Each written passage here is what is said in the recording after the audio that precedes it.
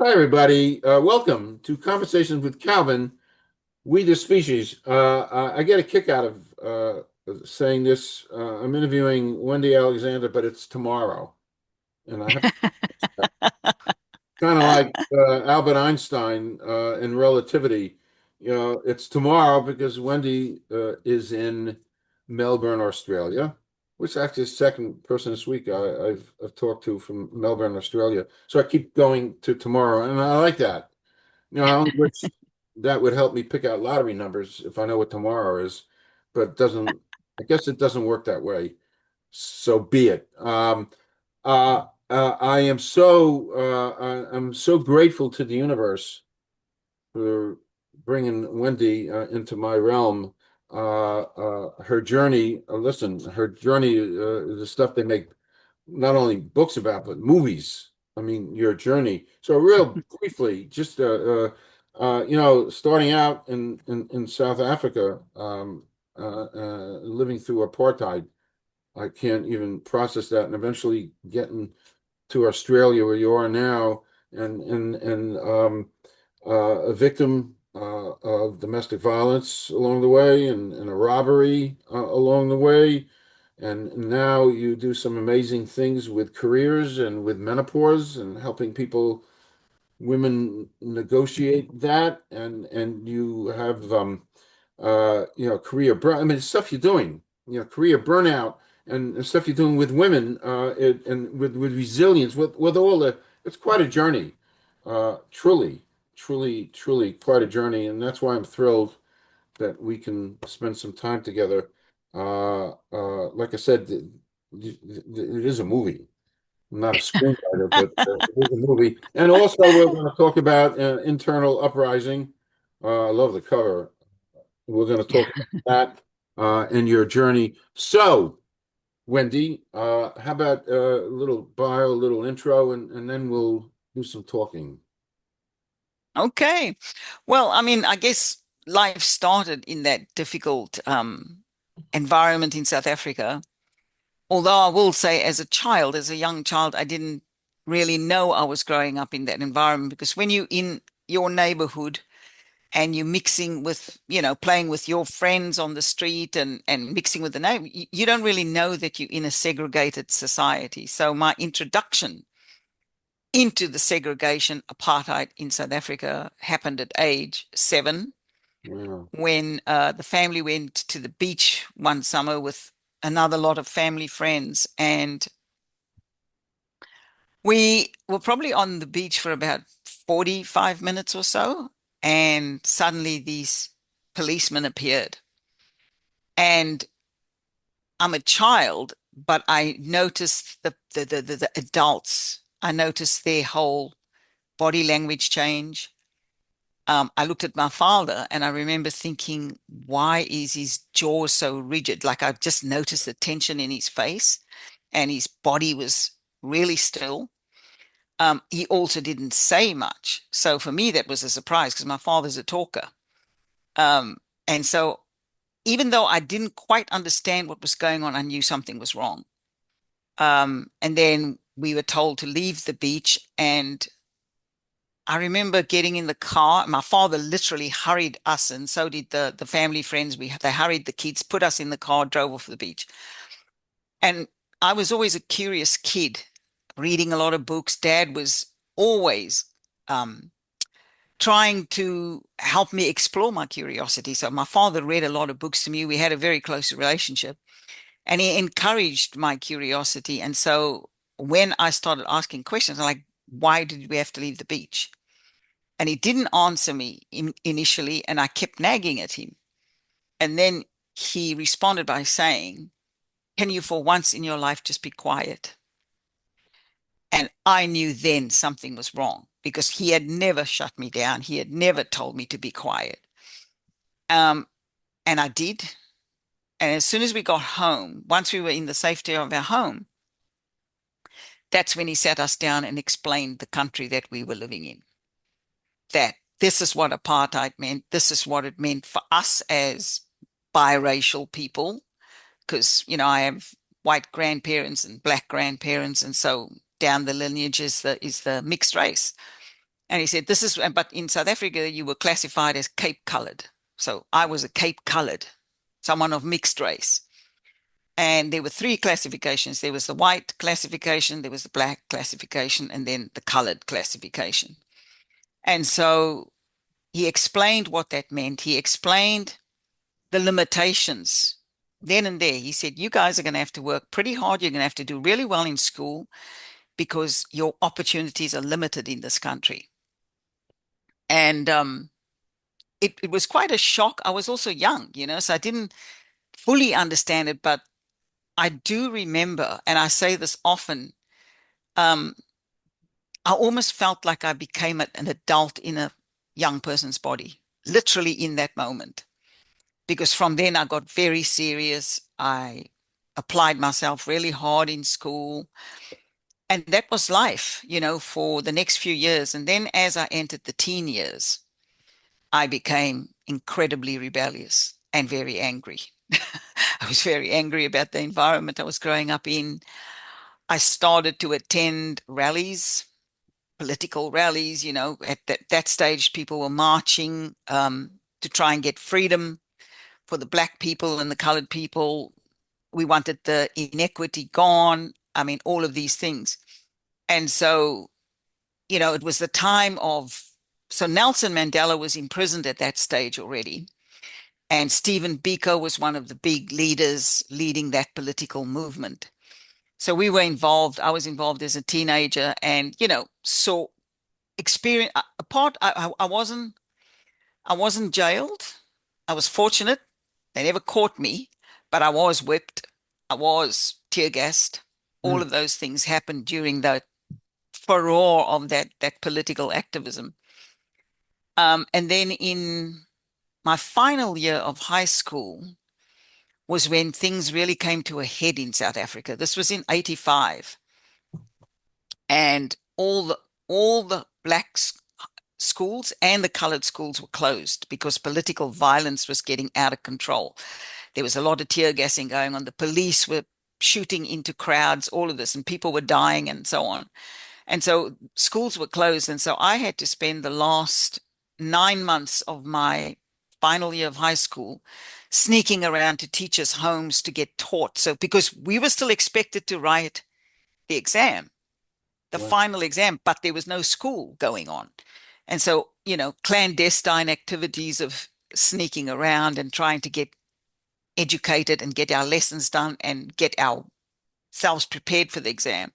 And I ended up writing my exam in a military base, uh, which surrounded by soldiers. So we were in these big hangars, airplane hangars. Desks were set up there, and you were surrounded by soldiers and guns, and that's how we had to write our exams. It was incredibly stressful. And I have a real, I suppose, hatred for guns because of that. That was where it started for me. Um, and then so I did the first year of university in at the University of Cape Town in South Africa, and then we migrated to Australia just a month or two shy of my 21st birthday. So I finished my university degree in Melbourne in Australia. Okay.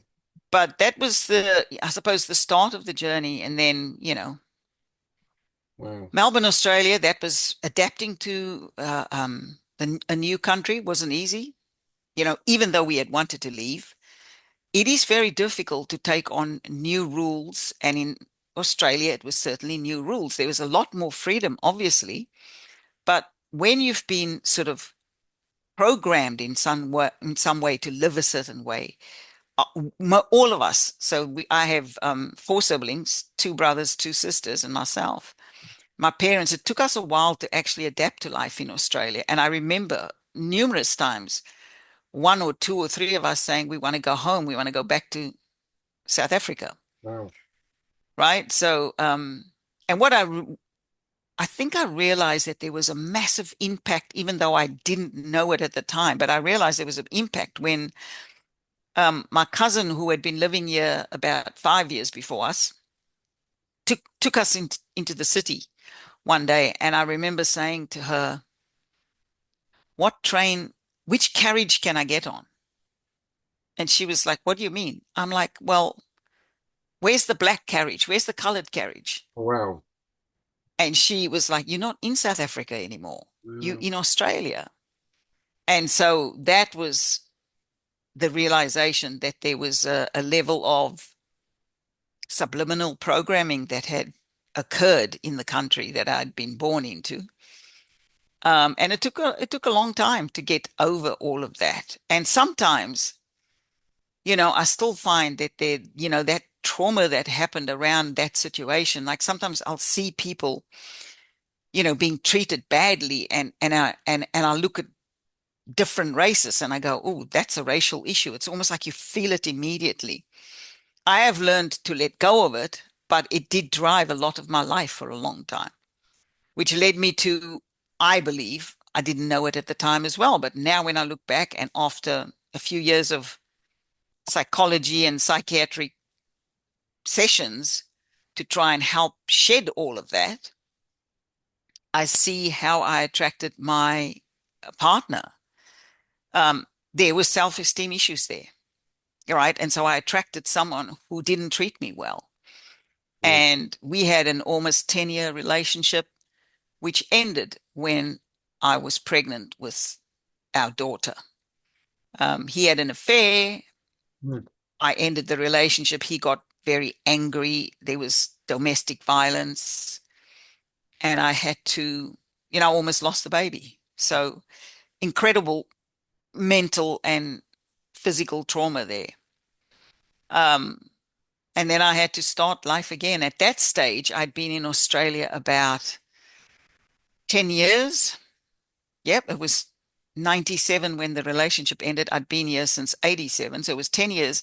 I'd built up life. I'd created a good career. We had bought a home and I lost everything. So I lost the home. The house sold at a loss. There was a massive debt and I was pregnant with a child.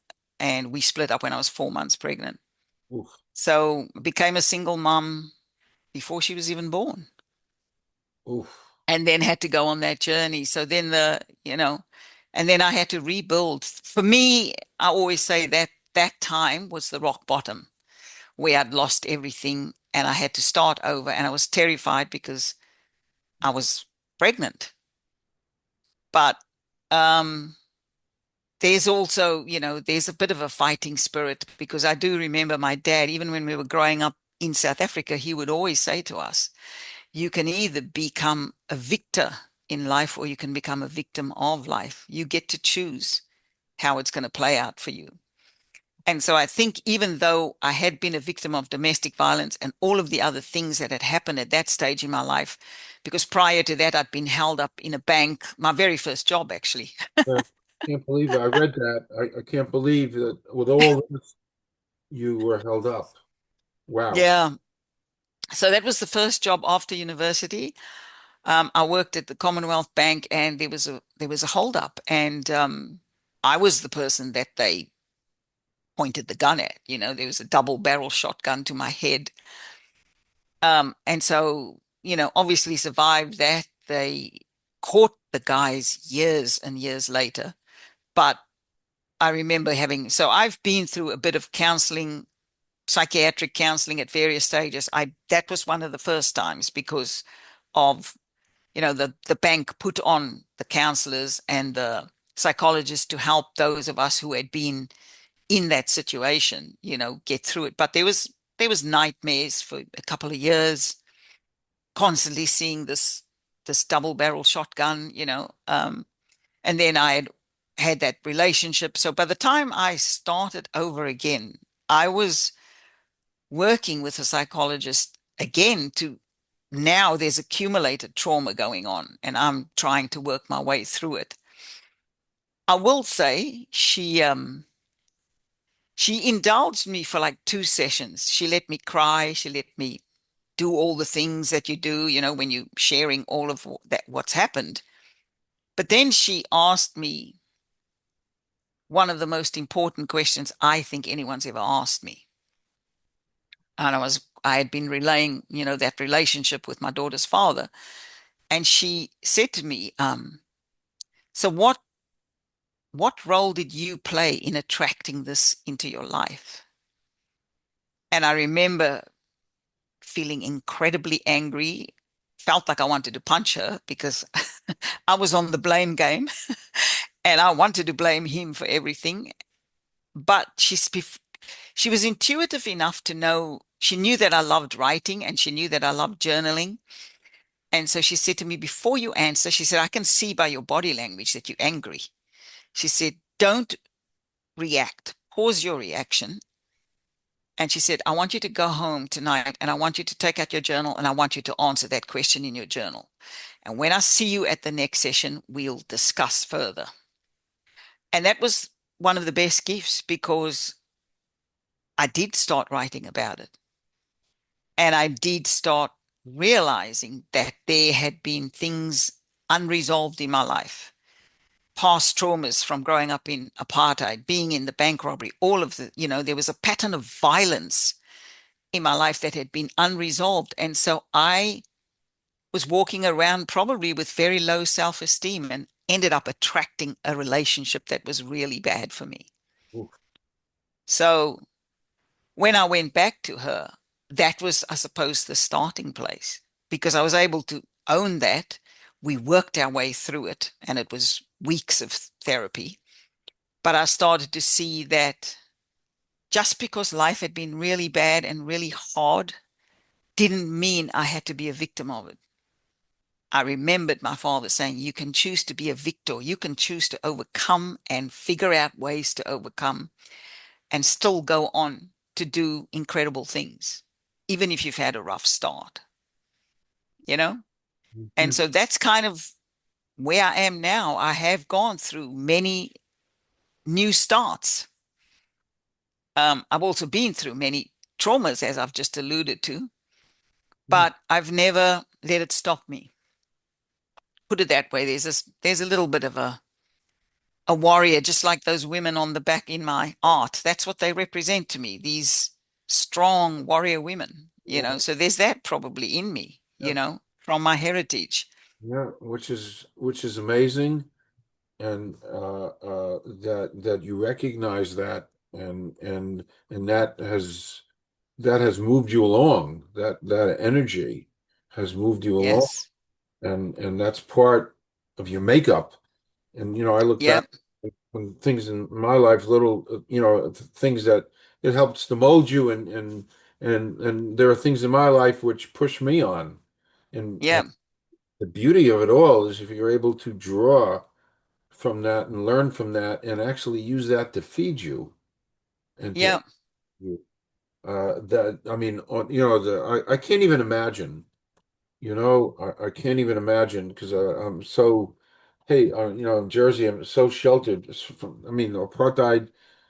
It was so far away. It's two, continents away. Yes, and I followed it, and Nelson Mandela was a hero of mine. Uh, Yes, mine too. just an absolute the devotion and spending all those years, the belief and the devotion, and what a great citizen of the world. I was Yep. fortunate, in my book. I write about Dr. King all the time. Yes. He was a hero of mine, and I did what I could in the American Civil Rights Movement. I've written about it, and I participated as much as I could participate. And I had some heroes that I wrote about. Uh, um, and I met I met Emmett Till's cousin, the kid who got killed in 1955, the Reverend Wheeler Parker, and I wrote it in my first book. I wrote about Emmett Till and how important it was for me to go to the cemetery where he's buried, the Burr Oak Cemetery in Chicago, and spend a day there to absorb the energy Mm. of Mamie, the mother, and Emmett. Then I was so gifted to meet John Lewis. This Yeah. and, and I told him about my journey. It wasn't anywhere as near his journey, but I had a journey. And when I told him about the things and stuff, he grabbed my hands and he squeezed my hands tight. And I have a picture, of John Lewis. But the point I'm making, Wendy, is I'm able to feed off of that. Well, that's positive, but the negativity in my life, I'm able to feed off of, and it inspires me and moves me. So, uh, now moving along, again, just kind of dissecting all the things that you're doing. You got involved, and I'd love to hear about this in the world of menopause. Uh, Yeah. So, that happened. I mean, yeah, it's so interesting that I often say that's the phase of my life that almost feels like it unraveled me a bit because obviously I had my daughter, I was a single mom, I met my partner, Peter, who I've been with for 16 years now. Um, and I transformed my life and my career, which led me to my career coaching as well, right? So all of these things are happening, and life is bounding along, and I'm enjoying levels of success in corporate. And then along came menopause earlier than I expected, because in your mind you tell yourself when something's supposed to happen, and in my mind it was supposed to happen in my 50s, but it came at age 45. So that was way too early for me. The stereotypes, right, that we live by. And it was a very difficult journey, I will say, because I got pretty much all the symptoms that now not every woman gets all the symptoms that women get at menopause, but I did. It started with insomnia. And I mean, most people who know anything about health and well-being know that if you're not sleeping, it is eventually going to have an impact on your life. So there was the insomnia, there was severe hot flashes, which came with severe levels of nausea as well. So I would be in corporate meetings and suddenly, hot flash would hit and I had to dash out of the room. Wow. And, obviously that happened a few times, too many people started to notice. And I was also one of the only women on that leadership team. So definitely the guys noticed. They were like, what is going on with you? And I probably didn't even want to know what was going on with me. All I knew was that I wasn't sleeping. I was unwell a lot of the time. I had really severe brain fog. That was the other thing. So, and that was probably the part that really, when I say unraveled, that was the part that really unraveled me because I had succeeded and had overcome a lot of the traumas from earlier years. And I was in a high powered role and I was very successful in it. And so suddenly, when the brain fog kicks in, you start to feel levels of incompetence. And I ended up obviously going to see the GP, and I didn't get a lot of help there. And I guess I don't know if, or I have since spoken and I work with a lot of women. So I know that a lot of women experience this as well. Everyone talks to you about the symptoms, the physical body symptoms, like you're going to have hot flashes, you're probably not going to sleep. No one tells you about the brain fog, and no one tells you about the anxiety that can come with menopause.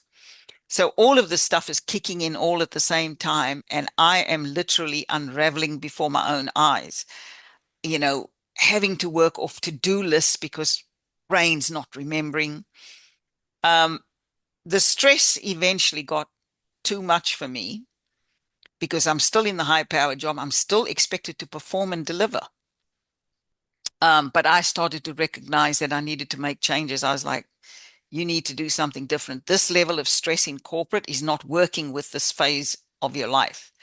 And so I ended up, I actually did a self-evaluation. I wrote my way through it, I journaled through it, and I took myself through a process of what is it that you really love doing? Does this corporate life still suit you at this stage where you're going through this huge body and mental changes? And I realized that it didn't. It actually didn't suit me anymore. And so I created an exit plan out of corporate. Now, I was fortunate at that stage, I already had a very side gig business in the career coaching and in the resume writing and all of that, because when I had succeeded so rapidly after my breakup with my daughter's father and I'd gone through a system and created that with the help of recruiters and hiring people and landed these really great jobs. People who knew me and knew my story knew that I'd hit rock bottom and saw me then climb out of it and become successful. They started asking for help. That's how I actually started the career coaching business, right? Yeah. Right. And so I had that business, but it was very side business. So I would only do about 5 hours a week on it because I was full-time in corporate. I was delivering these major programs of work and so on. But when I went through menopause, I was like, you know what? I already have something that I'm doing that I love doing. And I ended up, after a year of implementing an exit plan, I left corporate to go full-time into career coaching. And that's what I do now. And then out of that came the arm of it that's about working with the midlife woman through career transition, especially through menopause, where things are difficult, where women often get to that. I think menopause is kind of like the moment of truth for a lot of women. Because I think what I've seen is that often women have been suppressing certain desires, or they've been driven by, I've got to take care of the husband, I've got to take care of the kids, I've got to work the job, all of these things. And so they're not always in tune to what they really want for themselves. Or if they are, they're pushing it aside. But I have worked programs and I work with women, and I suppose maybe because I've been through it and I really struggle through it, there's a permission giving. I've When I work with my clients, it's like I'm giving you permission to actually take a look. What is it that you really want to do? Can we make that happen for you? How do we make that happen for you? Um, and so it's very satisfying work. It's very satisfying work to help women transition into things that are less stressful for them, jobs or roles or missions, or for some of them, it's volunteering. For some women, they don't necessarily want to give up their corporate role because they like their work, but they don't want that pressure. So then we work on negotiating for reduced hours, and they might work 3 days a week, but then the other 2 days they go and do things that they really love, you know? And that creates a different kind of balance. And I've seen women get through that phase better Yeah. when they focused on doing things that uplift the spirit, you know, because it's not an easy time for a lot of women. And most of us don't know how long it's going to last. For some women, it's a couple of years. When I spoke to my mother, because I did go and talk to my mother about it, I said, Mama, how long was menopause for you? And she said, 10 years. I nearly cried. I was like, 10 years. Um, it was about 8 years for me. I'm through the worst of it. Still occasionally get a hot flash and all of that, but I'm through the worst of it now. And I feel like I'm more like myself again. But it was 8 long years, 8 difficult years. Um, And that's why I have a real passion and enthusiasm for helping women at this stage of life find themselves and find the career or the purpose or the mission that brings meaning into their life, because it just makes it so much easier to get through those years, mhm. you know? I want to ask a semi-off-topic question. It seems lately I've been talking to lots of people about AI Yes, and about careers. I mean, you've got AI down there, obviously, yes, yes. and and I just wrote a little piece up last night. In my limited opinion, I think AI is changing our world every 15 minutes. Yep. We haven't even I would tend to agree. we haven't even seen. So what I'm saying now, Wendy, as I'm listening to you and the fact that you do career work, you are in one of the most important inflex changing uh, uh, positions, careers by helping other people with the world of careers. Uh, uh, Yep. it is so critical, and I don't know if people even begin to grasp how critical to you can't have a career anymore. You need to have careers.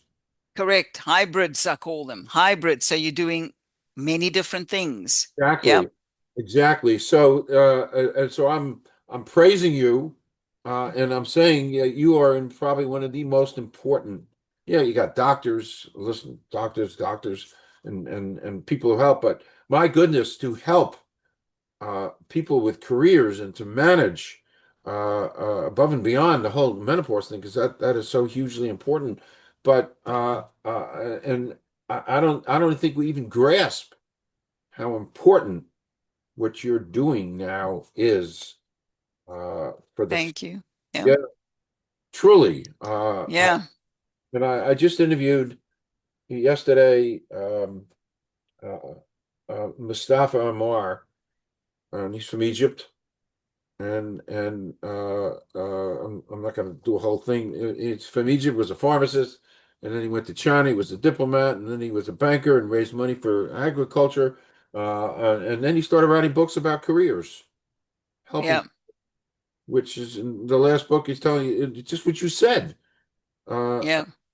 People need to have three or four, as you just said, hybrids. So Yes. you're in an amazing career. I just want to what you're doing. It's I can't say it enough how important it is what you're doing for people to grasp because and because things are happening so fast if they don't grasp the Yes. design and it is so crit and you can if you grasp and understand and take courses like you're doing and managing careers, people can make lots of money from this stuff and being Yeah, aware. they can. And look, I was resistant to AI when it first came on the scene because I remember Peter, my partner, he adopted it very quickly. He's a tech geek, he's a geek. He called himself a tech geek. And so AI was like a thing for him and he was trying to show me and I'm like, I don't want to know, like, but I have taken it on in the loss because one of the things I did see was the writing side of my business started to be impacted by AI because people were using AI to write their resumes. So before I used to get lots of clients and I would write their resumes and their LinkedIn profiles and all of these things. And I thought, oh, and I noticed the dip in the clientele. And then I was like, we did a bit of investigation and market analysis and all of these things and realized AI was taking that side of the business because people were going to ChatGPT or going to various AI and writing their own resumes with the help of AI. So they seemed like they didn't need my services, but then that lasted for about a year. This is probably year and a half ago. And then I saw people come back. And where I'm pivoting the business now is the interview practice coaching because AI will never be able to do that as well as a human. And so I've pivoted my business. So AI impacted my business. I pivoted. But what I also did was I decided that I didn't want to be afraid of AI. So I started taking some courses in AI. And it is, in fact, streamlined things so much for me because, you can get it to automate a lot of your business, which freed me up to take on more clients. But as I was learning it, especially because I'm a midlife woman, and I've noticed women are more afraid of it than guys. So I started to help some of my midlife clients saying, hang on a minute, let me show you in a gentle, slower way how to start using AI so that you can also potentially use it. Now, some people have said to me, oh, but you're silly because, they're going to now go to AI to write the resumes. And I said, yeah, but the thing is, if you go forward in life about trying to help people, another opportunity is always going to come your way. And so I'm not going to sit here being stingy with my knowledge and not sharing it because I said what happened was these people would land roles because now they've got AI helping them write the resume. I said, but they were tanking in the interview. So then the wheel swung round again and they would come back and they go, I'm failing in the interviews. And I'm going, yeah, because AI, you can try and get AI to prompt and to do an interview, but it's never going to be able to notice the nuances in your body language, in your tone, anything like that. Hmm. It's never going to be able to say to you, your answer needs to be tightened or something like that. And so the business is pivoting now mostly to interview practice coaching. I still do some writing. There are some people that don't want to know how to use AI. They just want me to do it for them. Okay, fine, I'll do it for you if you want me to. But there's a pivot in my business. But what's also happened is I've helped some women, the midlife women, become less afraid of AI and actually use it effectively. Like offer some information around AI in your place of work because it is moving rapidly. It is the thing of the moment. It is not going to go away. Mm, no, and We either embrace something right, and try and use it to our advantage, or you get left behind. And the people who are embracing AI, they're going to get the top jobs. They're going to earn the top money, you know? yeah, So that's where, so I have got, as I said, very resistant to it in the beginning, but now I've totally embraced it. And it has been a game changer for a lot of things. Even like I post up articles regularly. A lot of that we've trained AI to use my voice. So sometimes I'll feed ideas into it, and the thing is literally writing the article for me in my voice, in the way I like to communicate, my tone. wow, So it is clever like that. It learns how to write the way you want to write. I mean, you always have to do some editing because it doesn't get everything right. And I think that's a good thing. I think I don't want to become a lazy human being with regards to my thinking and my editing skills and my proofreading skills. So, but I do like the time that it saves me, you know? It's a time saver, that's for sure. sure, And ideas, if you need, like sometimes I might be stuck.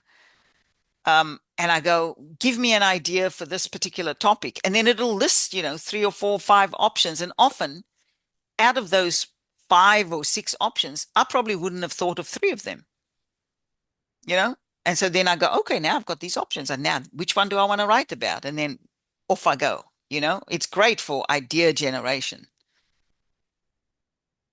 yeah. I've in my own little microcosmic world, I've started to embrace it. I use three or four different programs, three different things. The one thing, nice thing is, I'm a novel writer. AI can never do that for me. It's, Yes. but what I've learned about AI is what you give it and how you word it is and that's an art form. Actually, that's a whole, Yes, it is. a prompt Yes. here, learning how to ask to get what you want. A whole Yes. career there, and I recognize that. So it's a changing world. It just is. And again, Yes, it is. for the 10th time, I'm going to say you are in one of the most important careers on the planet, helping people deal with careers because it's changing every 15 minutes. It is changing. I mean, the change, especially in the last 2 years, has been so rapid, Yeah, you know. But I always like to tell people and to help them feel encouraged that yes, I know there's a lot of technology and there's a lot of AI and all of those things are coming through and they will continue to come through. That's just the way the world is. But all of these are ultimately driven by humans. And we need to never forget that. It requires humans to drive it. So as long as you stay connected, stay learning, stay curious, there's always going to be a place and you're going to be able to nut out and a career that works for you. You know, I don't like people to be afraid of new and emerging technology because it's been, technology's been emerging since the internet started decades ago. None of us can imagine our life now without the internet. correct. You and I are worlds apart, and look at what we're doing. We're sitting here because of technology, because of emerging technology. It's amazing. So yeah, I think the thing is to not fear it, to embrace it, to learn it. Don't become consumed by it because there's also the negative side, especially social media, where people just consume it and it's nothing but negativity. And people remain in echo chambers, so they only consume stuff that speaks to their point of view. Well, that's going to make for a very challenging world. We're seeing it now. There's a lot of division in the world because people remain, and that's one of the things I learned from South Africa was don't ever live in an echo chamber. Be curious about people, especially people that you might fear or that have done you wrong. still remain curious about them because sometimes you'll be surprised at what you actually learn and Mhm. how much it helps you to grow, you know? So, curiosity is probably one of the most important things that we should hang on to for dear life, I say. Right. It pushes us on and makes us explore the world. Yes, It's still you keep exploring and learning, and that's been a big part of my life. Um, I just want to go off topic. I sure. I like this question. It's one of my favorite questions to ask. So here goes. Nothing formal, but excluding a family or friends, somebody living or dead you'd like to spend a day with. Excuse me, J.K. Rowling, the author of the Harry Potter series. Okay. Um, Look, I admire the imagination.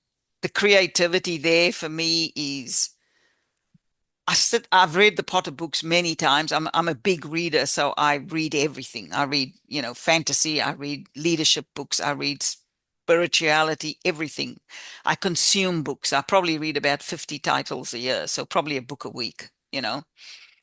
Um, but when I look at what was created there, how it was created, the time it took to create it, um, I admire that work. And the fact that the work brought a generation of readers that were fading back into reading. That is just, for me, that's a phenomenal achievement. And also, I suppose, in many ways, because she and I have parallel stories. Correct. She was a single mom. Correct. She struggled out of poverty, and so there's a relatability that I have to her. And I'm a big fan of the movies. And when I went to Scotland, I one of the things I did was book myself on the Harry Potter train ride. Funny. Um, because yeah, so she is someone I would like to spend a day with, mostly to talk about writing. Yeah. Yeah. Like, how did it happen? And I mean, no, she's done other works. She's written crime fiction under a different name, Robert Gal, a male name. And I've read a couple of those, and she's just a good writer, you know. Even doing a completely different genre, she's a very good writer. It's a gift, and I know she wrote some of that stuff on napkins because she didn't even have to. Yes. Yeah, Yeah. yeah, I know that. Of course, my being a writer, I identify so strongly with writers because I know a little bit of that journey, which is a good segue Yes. to talk about internal uprising. What pushed you to write Internal Uprising, and how did the telling of this story did it change you? So Internal Uprising was a product of my menopausal journey. So as I said, I was really, really struggling with it. So the book is about my journey through menopause, what I learned, how I then took myself through the process. So I made the career changes and the journeys I went on through there. So the book starts with the whole struggle of.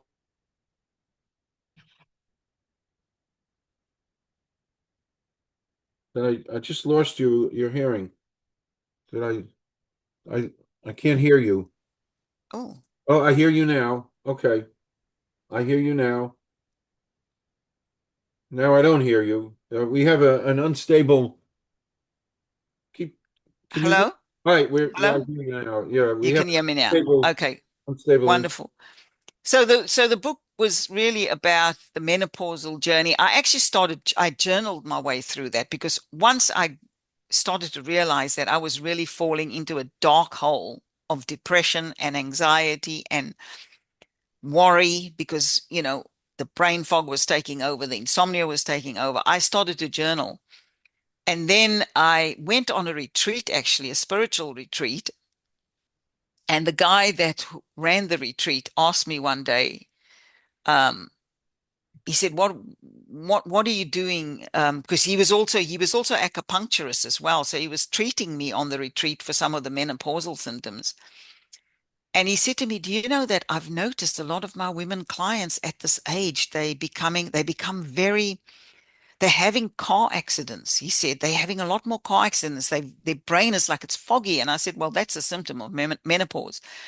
And he said to me, oh, someone should write a book about that side of it, not just the physical symptoms of hot flashes and all that. And I said to him, I'm actually journaling my way through it. And he just looked at me and he said, you should write that book. Wow. You should write the book, he said.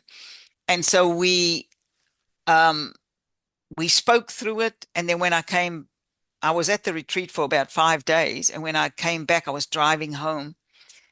And that was when I decided to turn the journal into a book. So, but the thing is, I was writing the book being informed by the journal, but not actually sharing some of the journals. I was writing a book based on what I'd written in my journal. And when I eventually was ready to send it to an editor and sent it to the editor, she came back and she said, you clearly like writing. She said, you're a solid and a good writer. You could publish this book as it is right now. But she said, something feels like it's missing. And I said, what do you mean? And she said, I don't know. There's something that feels like it's missing. And she said, where did you get the idea for the book? And I said, well, I was journaling my way through menopause, writing down all my feelings, all my confusion, all my fears, and so on. And she said, I'm going to ask you something. You can say no. But she said, could you send me one or two extracts from your journal? I want to see the raw writing about that time. Obviously, I was nervous. I didn't, you're nervous about sharing something so vulnerable. But I did send her the extract. I sent her two or three extracts from my journal, and she came back and she said, that's the depth that's missing in the book. She Wow. said, look, I think this book will be stronger if you actually share a couple of really raw excerpts of how much you struggled. And so, yes, I did. And I included that. And the book has that in it now. And I was terrified to put it out there because, people perceive you as a certain way. And God, and then I was thinking, God, they're going to think I'm nuts or something. But the thing is, it did go out and I have put it out onto Amazon and I've held workshops around it now. And the part that people like the most of it is the stuff around the journal, what's really the raw stuff. Mm. So that's how the book came about, and it is a book for midlife women. But, there's been men who've read it because they've wanted to understand what their partners and their wives are going through, or their sister or their mother. So it hasn't only been read by women, it's mostly read by women. And I have held a couple of workshops around it. But yeah, it's about that journey, that very difficult journey Very that I good. went through. Yeah. Why do you think it's important to start talking about um, openly talking about menopause? It's not something that's talked about a lot. No, not here. Why do you think it's important uh, talking about it? Maybe in and of itself, that's part of the therapy to talk about it and to understand. Yes, Because I know we treat it, even in this modern day and age in 2025, we treat it as a taboo. And yes. yeah, and it should be spoken about. Well, I think one of the things that gave me some real insight was my partner, Peter, works on some major projects here in Australia, and he hires a lot of people to deliver the projects. And roundabout when I was coming to the tail end of writing the book, he said to me, you know what I'm noticing? He said, my best women workers or women team members are leaving the projects at midlife. They're hitting the 50s, they're hitting 55, and they're exiting. Mm, And I said to him, they're going through menopause. They can no longer deal with that stress. And I mm, said, one of the reasons they don't deal with the stress is because they're not getting any support in the workplace because it is a taboo subject. We have support for women through pregnancies, right? Women get to go on maternity leave. If they come back, I don't know if this happens in America, but in Australia, we have job share now. So if a woman decides she only wants to come back 3 days a week, but the role requires 5 days a week, what they're doing is they job share the job between two women. So both women get to be mummies. Right. and come back and work part-time. So I said, well, they've got this job share situation going for women who have just returned from maternity leave. Why aren't they creating something supportive like that for midlife women? Because there's a lot of women that don't want to leave the high-powered job, but they know that they can't keep working at that capacity, at that stress level, at that 10-hour a day level. So I said, if they got the support, they wouldn't be leaving your projects. And he was like astounded at that. And he started to talk about that with others. Um, and that's how, I mean, slowly, here in Australia, we are slowly having more conversation about it. I know in the United Kingdom, they're doing really well because I've been on some of the podcasts there and I've spoken to a lot of people there. And their government put aside, like $20 million for a program to help women in that midlife phase and to start introducing support for women in the workplace. Australia is a bit behind, and I believe America is a bit behind in that space. We still haven't quite got there, Yeah. but we are having the conversation now. And I think it's important to have the conversation because if not, you're going to continue to lose important parts of your workforce. Yeah. And women do contribute a lot. We have the ability to run a household, to support our partners, to run the kids, make sure the kids in school and all of that, and to perform really well. And those multitasking skills are very valuable, especially on big projects. You need to be able to see all the balls and juggle all the balls. And I see that women already have that innate ability to do that. But if you start losing that, and a lot of them start to teach people younger, younger guys and younger girls coming up behind them, they teach those skills to them. And I think that's a valuable skill to have. And so I believe that absolutely we need to make a space to have more conversations. Otherwise, the impact will continue to be so. And also, you know, all of us have children coming up, and some of us have female children coming up. They're going to go through it. you know, Yeah. it's Yeah. better to be informed than to continue to have women feel isolated, depressed, anxious because they don't know. They're trying to figure out what's going on in their body, and then they can't talk to anyone about it either. That's just like a vicious cycle upon a vicious cycle. And for me, I'm all about breaking certain cycles, especially negative ones. Wow. As we wind down, um, uh, when for somebody listening, I'm thinking for somebody listening right now who kind of feels lost or drained, uh, what's a shift? And I'm just generically, they're lost, they're drained. What's kind of a shift that they can make today that can get them moving forward, no matter whatever is doing the draining, whether it's menopause or a job burnout? What can they do to get back on the right track? I always say to people, try not to chew the elephant in big chunky bites. You need to figure out what's my motto with everyone I work with is, and it's been the same for myself, is what is the next best thing I can do for myself? Now, sometimes that could be as simple as, so if you're looking in the career space, for example, you can say, I haven't looked at my resume in 20 years. That's the next best thing I can do for myself. Forget about all the other steps that you need to do, because yes, you're eventually going to have to get your LinkedIn up to date. You're eventually going to have to make your list of the companies you want to work for, all of these different things.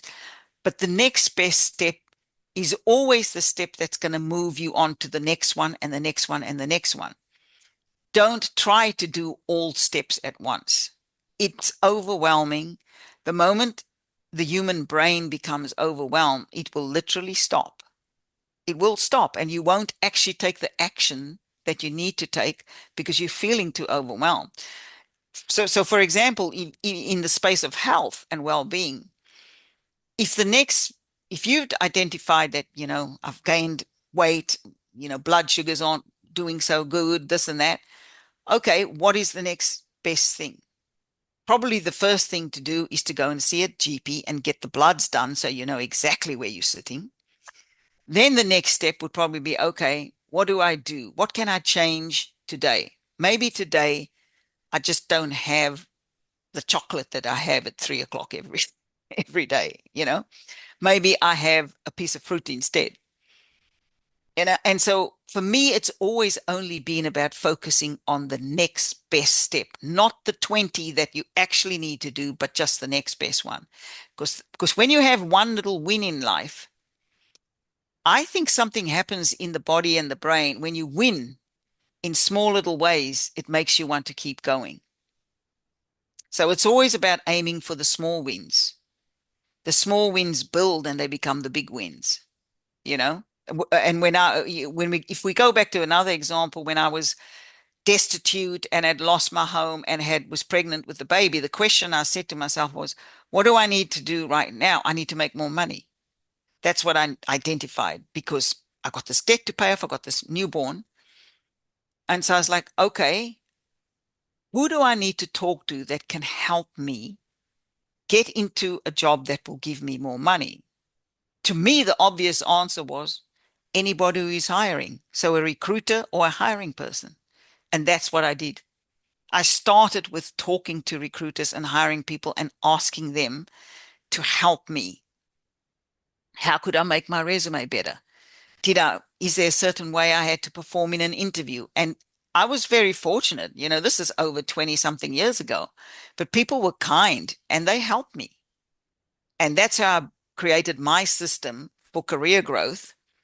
And then for me, it's always just been next best step, next best step, next best step, because I don't think change lasts, or I don't think change can even be executed if you try to take on too much.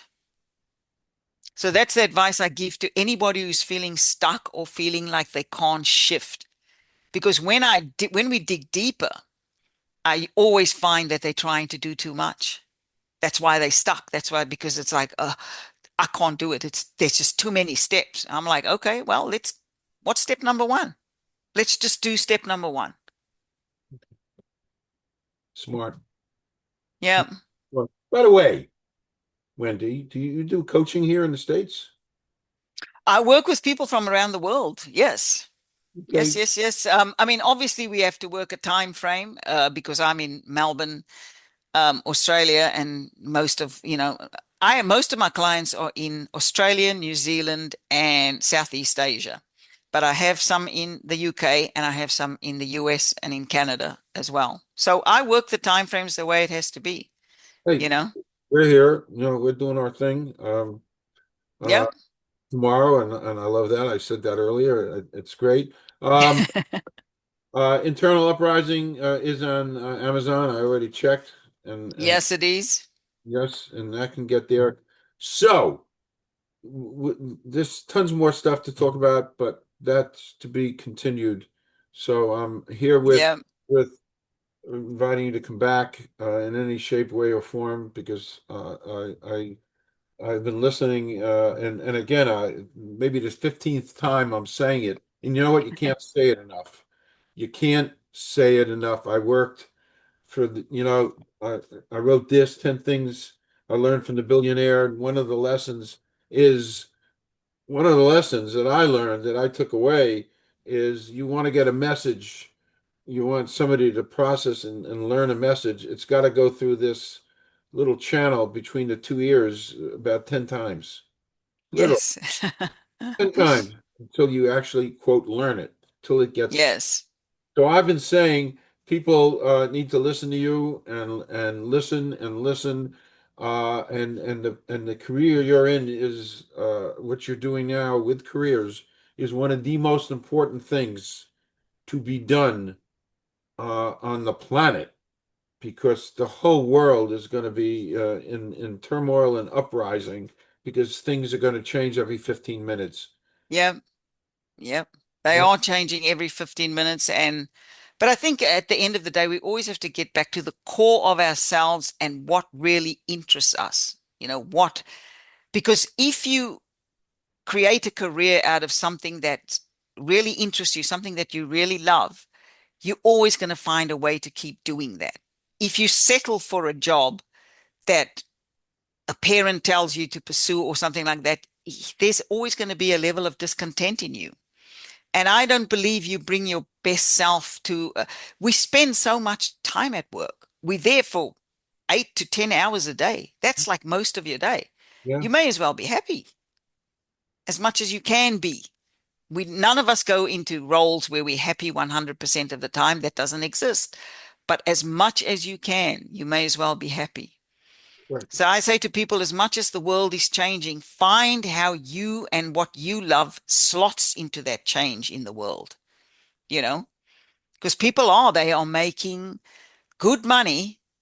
Some people have always loved technology, but they never didn't really want to go work in a corporate. They are now using their knowledge in AI to build agencies and all kinds of things for people, and they're making good money. Yeah, Some people have learned how to prompt engineer AI so well that they're writing brilliant stuff, with the help of AI. And so why not figure out a way to slot yourself into the changing world? brilliant, brilliant. And what a nice way to conclude. Um, uh, I'm officially, formally inviting you to come back any shape, way, Oh, form. I'd love to. Yeah, absolutely. Love that. Because I can, and I'm enthralled listening to your whole journey. Really, Thank you. such an amazing and important journey, and looking at the artwork behind it. No, it's just great. This has been such a fabulous period of time for me, and I can't thank you enough. For So, me too. Thank you. yeah, so don't leave. I'm just going to stop recording, and we'll do a Yep. 2-minute wrap.